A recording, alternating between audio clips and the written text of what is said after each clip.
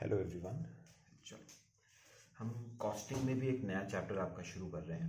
Chapter का नाम है आपका कॉन्ट्रैक्ट कॉस्टिंग। चलो, ध्यान से मेरी बातें सबने समझनी है। सबसे पहले यहाँ पर लिखो पार्टीज टू अ कॉन्ट्रैक्ट। पता है, एक बात याद रखना, कॉन्ट्रैक्ट में हमेशा दो पार्टीज होती हैं। एक को हम नाम देते हैं कॉन्ट्रैक्टी और दूसरे को हम नाम देते हैं कॉन्ट्रैक्टर।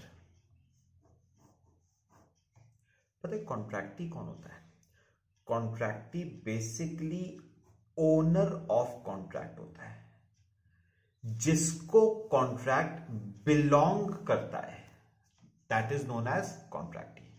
लेकिन याद रखना, ऑल्दो कॉन्ट्रैक्ट बिलोंग कॉन्ट्रैक्टी को करता है, लेकिन लेकिन लेकिन कॉन्ट्रैक्ट पे काम, कॉन्ट्रैक्ट पे वर्क परफॉर्म कॉन्ट्रैक्टी खुद नहीं करता है। इंस्टेड कॉन्ट्रैक्टर कॉन्ट्रैक्ट पे वर्क क्या करता है? परफॉर्म। तो याद रखना, दोबारा से बताओ, ओनर कॉन्ट्रैक्ट का कौन है? कॉन्ट्रैक्टी। लेकिन उस कॉन्ट्रैक्ट पे काम, उस कॉन्ट्रैक्ट पे काम, वर्क परफॉर्म कॉन्ट्रैक्टी खुद नहीं करता है। इंस्टेड कॉन्ट्रैक्टर उस कॉन्ट्रैक्ट पे वर्क परफॉर्म करता है। मैं आपको एक एग्जांपल से समझाता हूं, देखना। दो पार्टीज हैं, मिस्टर ए और मिस्टर बी। ठीक है। अच्छा, मिस्टर ए के पास ना एक लैंड है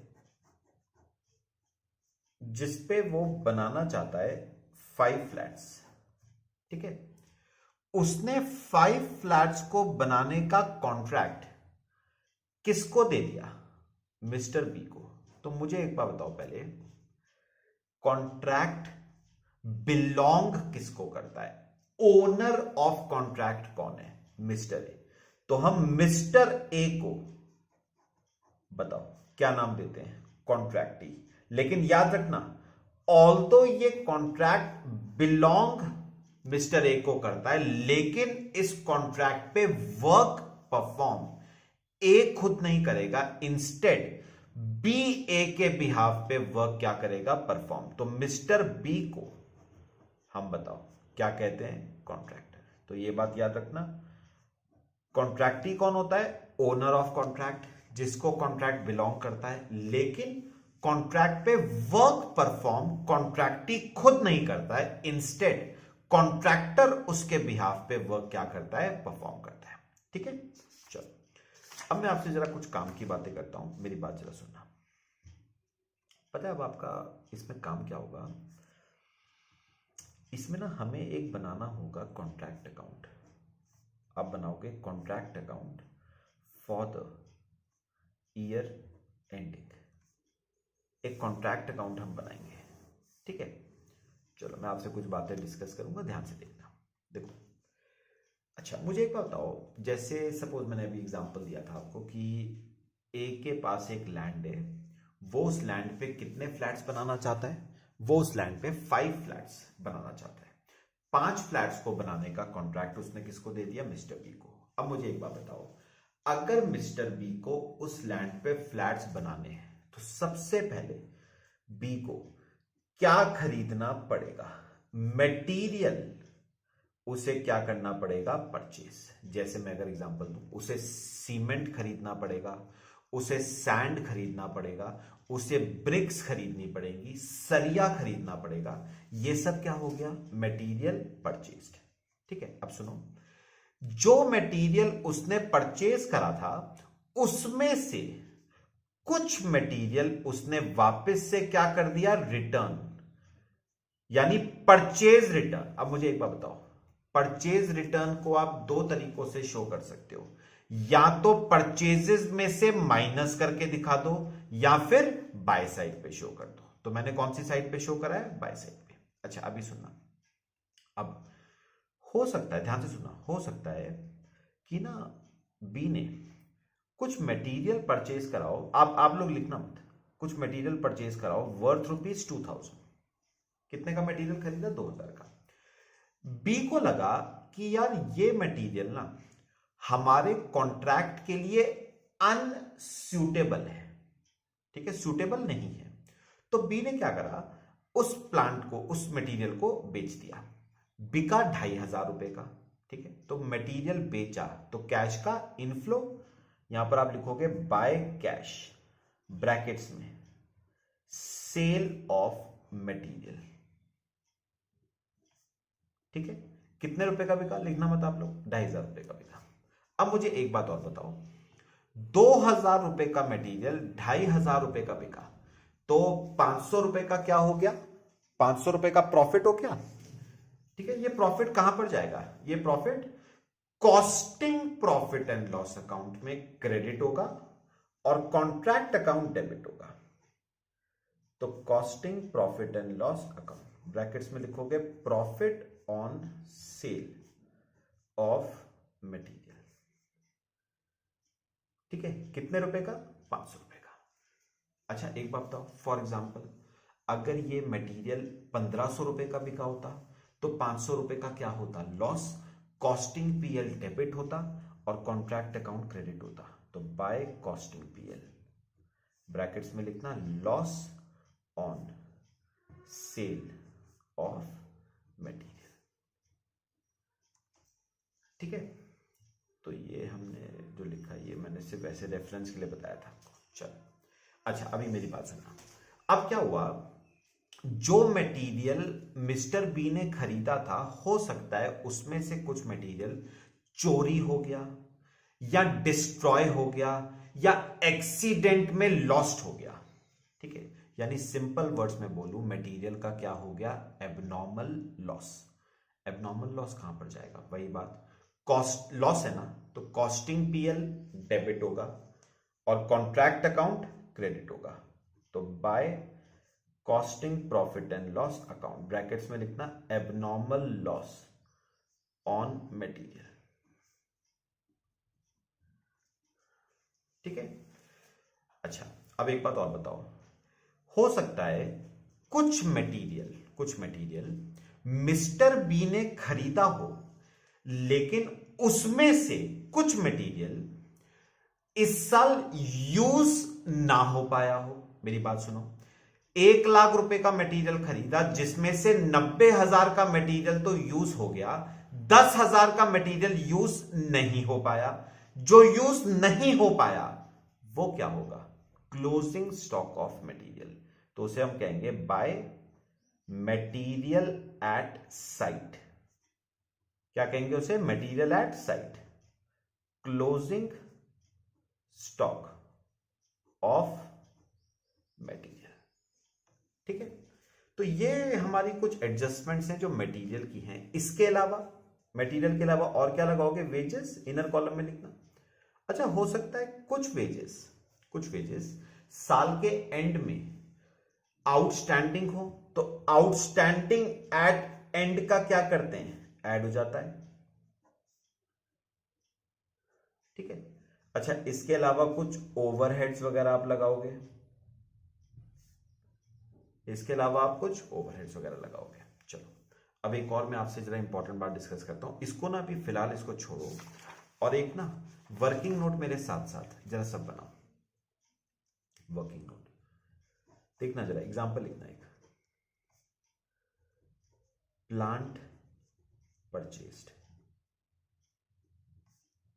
₹1,00,000। मेरी बात सुनो, अब पता है जब आप कंस्ट्रक्शन का काम करते हो ना, जब आप कंस्ट्रक्शन का काम करते हो तो कंस्ट्रक्शन के काम के लिए आपको प्लांट एंड मशीनरी की जरूरत होती है, टूल्स एंड इक्विपमेंट्स की आपको जरूरत होती है। तो हमने क्या करा, हमने plant and machinery, tools and equipments हमने परचेज करे वर्थ ₹1,00,000। इनकी लाइफ 5 साल है और रेजिडुअल वैल्यू इसकी 10,000 रुपए। तो बताओ इस प्लांट का क्या निकालोगे? Depreciation, formula cost minus scrap value divide by useful life. Cost है 1,00,000, scrap value 10,000, useful life 5 years, तो डेप्रीसिएशन आ गया 18,000 रुपीज पर एनम। ठीक है, ये डेप्रीसिएशन आपका कॉन्ट्रैक्ट अकाउंट में डेबिट हो जाएगा। 2, डेप्रीसिएशन ऑन प्लांट। एक बड़ी काम की बात आपको बता देता हूं, कितना? 18,000, ये आ गया 18,000। अब सुनना मेरी बात जो मैं कहूंगा, पता है इसके ना डेप्रीसिएशन, इसके प्लांट के 2 तरीके से आप ट्रीटमेंट कॉन्ट्रैक्ट अकाउंट में शो कर सकते हो। एक ट्रीटमेंट तो क्या है कि आप कॉन्ट्रैक्ट अकाउंट में डेप्रीसिएशन ऑन प्लांट डेबिट कर दो 18,000 से, उसके अलावा और कुछ नहीं आएगा। या एक और ट्रीटमेंट है जो आप कर सकते हो, और वो क्या है, आप 2 साइड पे शो करो 2 प्लांट परचेस्ड, कितने रुपए का? 1 लाख रुपए का, और बाय साइड पे क्लोजिंग बैलेंस ऑफ प्लांट आप शो कर दो। मुझे एक बात बताओ, 1 लाख का प्लांट खरीदा था जिसमें से 18,000 का डेप्रिसिएशन लग गया, तो कितने का क्लोजिंग बैलेंस बचा? 82,000 का। तो by closing balance of plant आप शो कर दो 82,000 का। नोटिस अगर आप करोगे तो नेट इफेक्ट दोनों केसेस में वही आएगा। क्या कह रहा हूं मैं, एक बार सुनो, ये देखो मैंने आपको 2 ट्रीटमेंट कह रहा हूं। या तो आप क्या करो, कॉन्ट्रैक्ट अकाउंट में 2 साइड पे डेप शो कर दो 18,000, दैट्स इट, और कुछ मत दिखाना। या एक और ट्रीटमेंट क्या है, आप कॉन्ट्रैक्ट अकाउंट में 2 साइड पे शो करो प्लांट परचेस्ड, कितने का? 1 लाख का, और बाय साइड पे शो करो क्लोजिंग बैलेंस ऑफ प्लांट, कितने का? 82,000। कैसे आया ये 82? 1 लाख का प्लांट था जिसपे 18,000 का डेप लगा, तो क्लोजिंग बैलेंस कितना बचा? 82। दोनों में अगर आप नोटिस करोगे तो नेट इफेक्ट 18,000 रुपए का ही आएगा, और इसमें भी नेट इफेक्ट आपका 18,000 रुपए का ही आएगा। ठीक है, तो हम ऑप्शन 1 फॉलो करके चलेंगे, वो इजी ट्रीटमेंट है। ठीक है, चलो ये हमारे खर्चे हो गए। अब मैं आपसे ना 2 बातें और करूंगा, जरा ध्यान से सुनना। पता है क्या, बाय साइड पे एक बड़ी इंपॉर्टेंट चीज आती है इसमें, bye work in progress. Work in progress के 2 पार्ट होते हैं, वर्क सर्टिफाइड और वर्क अनसर्टिफाइड। वर्क सर्टिफाइड और वर्क अनसर्टिफाइड। क्या होता है वर्क सर्टिफाइड, क्या होता है वर्क अनसर्टिफाइड, एक और वर्किंग नोट बनाएंगे, समझते हैं। एग्जांपल जरा सुनना, work certified and work uncertified. Example देखना जरा। अच्छा मुझे एक बात बताओ, मिस्टर ए था और मिस्टर बी, ध्यान से।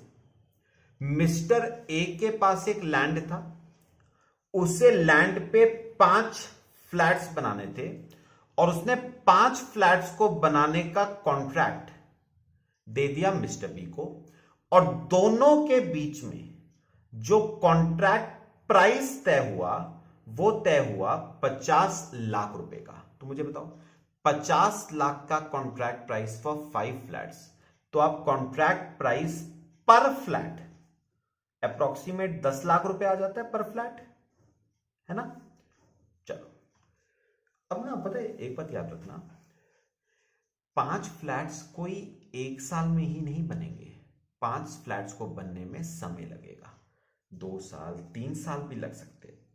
तो बात करते हैं, फर्स्ट ईयर खत्म हो गया, ईयर 1 खत्म हो गया। ठीक है, अब सुनो, ईयर 1 खत्म हुआ, जैसे ईयर 1 खत्म हुआ ना, मिस्टर बी गया मिस्टर ए के पास, और उसने मिस्टर ए को जाके कहा कि आपने मुझे 5 फ्लैट्स बनाने को कहा था, जिसमें से मैं 3 फ्लैट्स बना चुका हूं। तो बताओ वो क्या कह रहा है कि वो कितने फ्लैट्स बना चुका है? 3 फ्लैट वो बना चुका है। अब मेन बात है, ए को कैसे पता चले वाकई में 3 फ्लैट बन भी चुके हैं या नहीं बने हैं, ये बात ए को कैसे पता चले? तो पता है ए बी से क्या कहता है, तुम एक काम करो, तुम एक एक्सपर्ट का हमें सर्टिफिकेट लाके दो। अगर एक्सपर्ट कह देगा ना कि 3 फ्लैट्स कंप्लीट हो चुके हैं, तो हम 3 फ्लैट्स का पैसा तुम्हें दे देंगे। ठीक है, तो अब बताओ मिस्टर बी किसके पास गया? एक्सपर्ट के पास गया। उस एक्सपर्ट को हम कहते हैं वैल्यूअर। वो वैल्यूअर आपकी कंस्ट्रक्शन साइट को विजिट करेगा और चेक करेगा क्या वाकई में 3 फ्लैट्स कंप्लीट हुए भी हैं या नहीं। तो अब सुनो, वो फर्स्ट फ्लैट गया, उसने कहा फर्स्ट फ्लैट फुली कंप्लीट है, 100% कंप्लीट है। चलो, सेकंड फ्लैट गया, 100% कंप्लीट है। थर्ड फ्लैट जब वो गया ना, तो उसने नोटिस करा कि थर्ड फ्लैट अभी पूरा 100% कंप्लीट नहीं है, उसमें लॉक्स, हैंडल्स, इलेक्ट्रिसिटी की फिटिंग्स होना अभी बाकी है। तो उसने पता है बी से क्या कहा? उसने कहा बी से कि भाई तुम्हारे 3 फ्लैट्स फुली कंप्लीट नहीं है, 3 में से तुम्हारे जो 2 फ्लैट्स है ना, वो तो है 100% कंप्लीट, वो तो पूरे कंप्लीट है। लेकिन जो एक फ्लैट है ना, तीसरा वाला, वो अभी कंप्लीट नहीं है, दैट इज इनकंप्लीट। तो एक बात याद रखना, अब जो फ्लैट कंप्लीट नहीं है, मैं उसके रिस्पेक्ट में आपको सर्टिफिकेट इशू नहीं कर सकता। हां, जो 2 फ्लैट्स कंप्लीट है ना, उसके रिस्पेक्ट में मैं आपको क्या इशू कर दूंगा? सर्टिफिकेट। तो एक बात सुनो, उसने 2 फ्लैट्स के रिस्पेक्ट में जो कंप्लीट थे, क्या इशू कर दिया? सर्टिफिकेट इशू कर दिया। और ये जो एक फ्लैट था, इसके रिस्पेक्ट में सर्टिफिकेट नॉट इशूड, इसके रिस्पेक्ट में सर्टिफिकेट इशू नहीं करा। अब पता है क्या, जिस फ्लैट के रिस्पेक्ट में सर्टिफिकेट इशू हो चुका है ना, उसे हम कहते हैं वर्क सर्टिफाइड। और जिस फ्लैट के रिस्पेक्ट में सर्टिफिकेट इशू नहीं हुआ, उसे हम क्या कहते हैं? Work uncertified. ठीक है, और एक बात मैं लास्ट बात आपको और बता दूं, work certified is always valued at contract price. Very very important, काम आएगा ये। Work certified is always valued at contract price. चलो मुझे बताओ, वर्क सर्टिफाइड कितने फ्लैट्स का है? 2 फ्लैट्स का। वर्क सर्टिफाइड 2 फ्लैट्स का है। एक फ्लैट का कॉन्ट्रैक्ट प्राइस 10 लाख रुपए, तो 2 फ्लैट का कॉन्ट्रैक्ट प्राइस 20 लाख रुपए। 2 फ्लैट का कॉन्ट्रैक्ट प्राइस 20 लाख रुपए।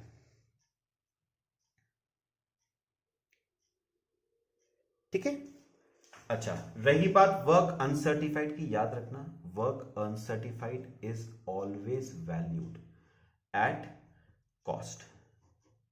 इसका वैल्यूएशन कॉन्ट्रैक्ट प्राइस पे नहीं होता है, वर्क अनसर्टिफाइड का वैल्यूएशन किस पे होता है? कॉस्ट पे। मैं थोड़ा सा आपको एक एग्जांपल देके बता दूं। देखो, सपोज एग्जांपल दे रहा हूं, इन 3 फ्लैट्स को बनाने में सपोज खर्चा आया से 27 लाख रुपए का खर्चा आया। 27 लाख का खर्चा आया। 3 फ्लैट्स को बनाने में कितने रुपए का खर्चा आया? 27 लाख का। तो हम क्या करते हैं, कई बार हम ना प्रोपोर्शनेट बेसिस पे कर देते हैं। प्रोपोर्शनेट बेसिस पे कैसे? 27 लाख का खर्चा 3 फ्लैट्स को बनाने में आया, तो वर्क अनसर्टिफाइड 1 फ्लैट का था, तो एक फ्लैट को बनाने में खर्चा 9 लाख रुपए का। तो ये क्या आ जाएगा? Work uncertified.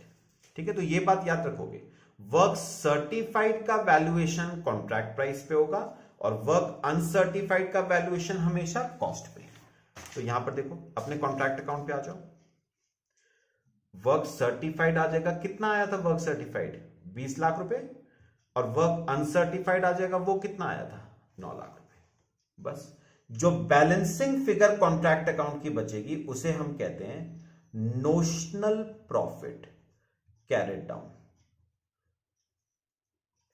बस, ये आपका टैली कर जाएगा। और ये जो नोशनल प्रॉफिट है ना, this is transferred to costing profit and loss account. This is transferred to costing profit and loss account.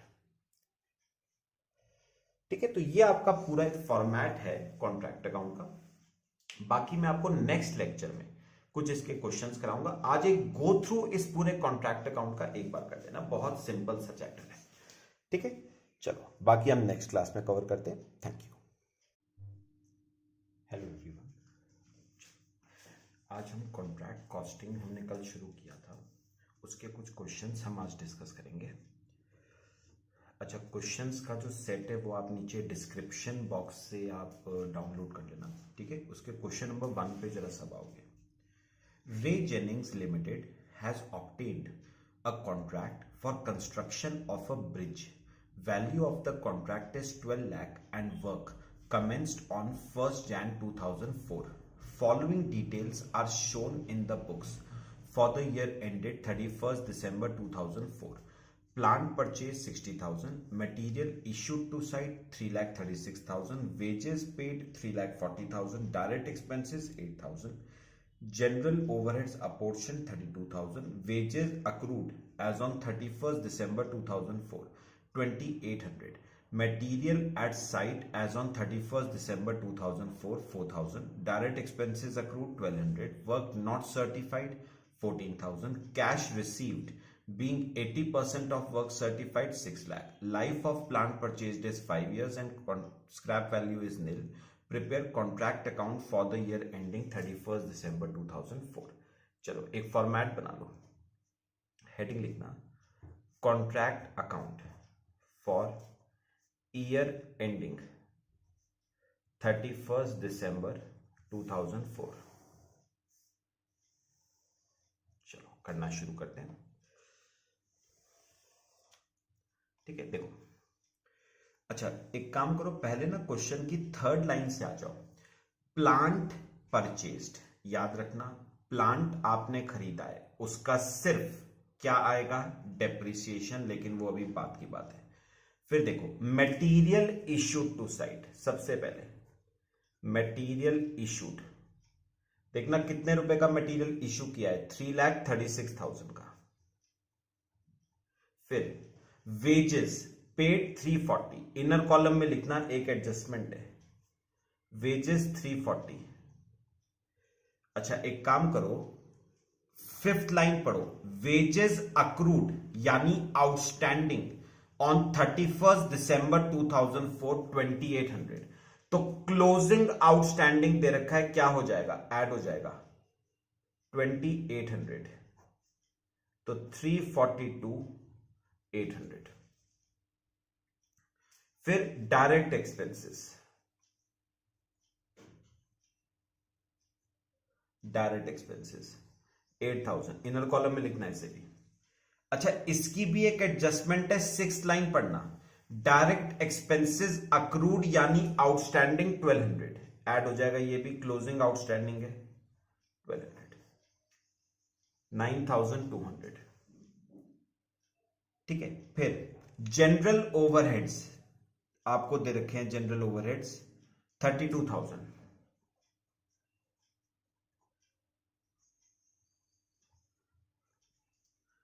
General overhead 32,000।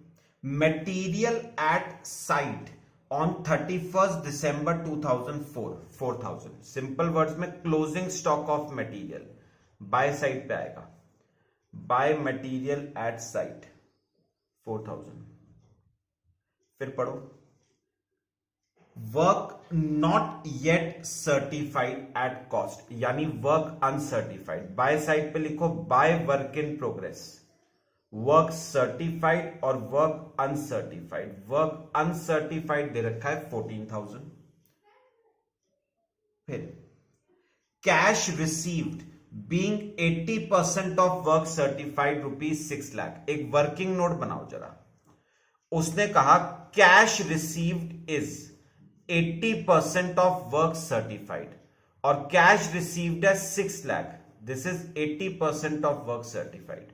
तो सॉल्व करें तो वर्क सर्टिफाइड आ जाएगा 7,50,000, वर्क सर्टिफाइड 7,50,000। चलो फिर life of plant purchased is 5 years and scrap value is nil. Depreciation निकाल लो, depreciation on plant cost थी plant की, देखो थर्ड लाइन 60,000 का प्लांट था, scrap value nil divide by useful life 5 years, तो 12,000 का डेप्रिसिएशन टू साइड पे, टू डेप्रिसिएशन ऑन प्लांट 12,000। बस चलो नोशनल प्रॉफिट निकालो।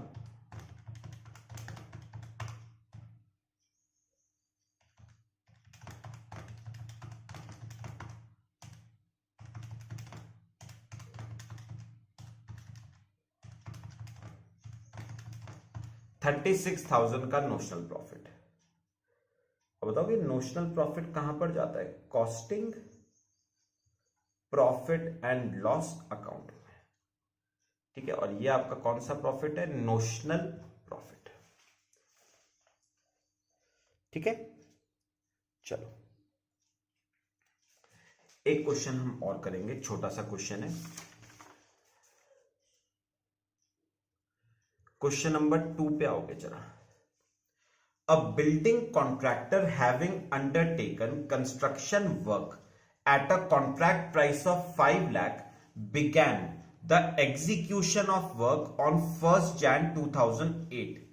Following are the particulars: machinery installed at site, machinery sent to site, labor at site, direct expenses, overheads, material returned, work certified, cash received, work not certified, material in hand का closing, wages का closing और machinery का closing. Prepare contract account. चलो बनाओ, heading लिखना contract account for year ending 31 December 2008।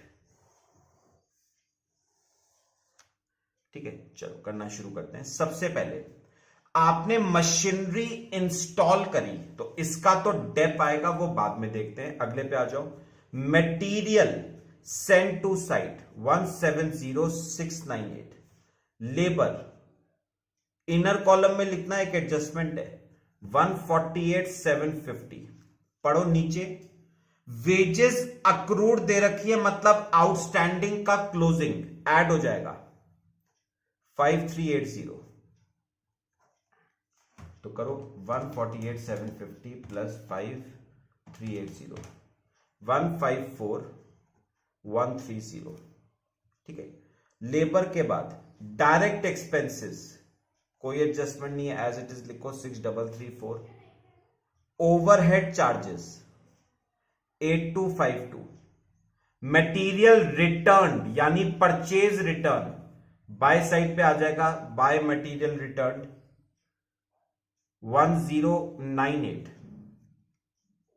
Work certified by side पे लिखो by work in progress, work certified 3,90,000। फिर कैश रिसीव्ड का कुछ नहीं होना है। वर्क नॉट सर्टिफाइड मतलब work uncertified 9,000। Material in hand मतलब closing stock of material 3,766। Wages हो गई।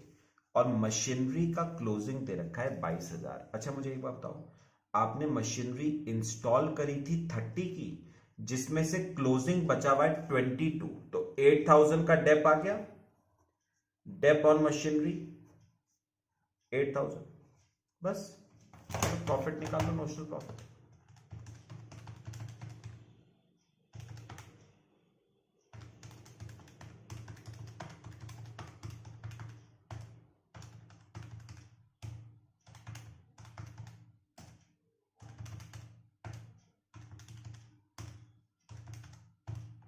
$56,450।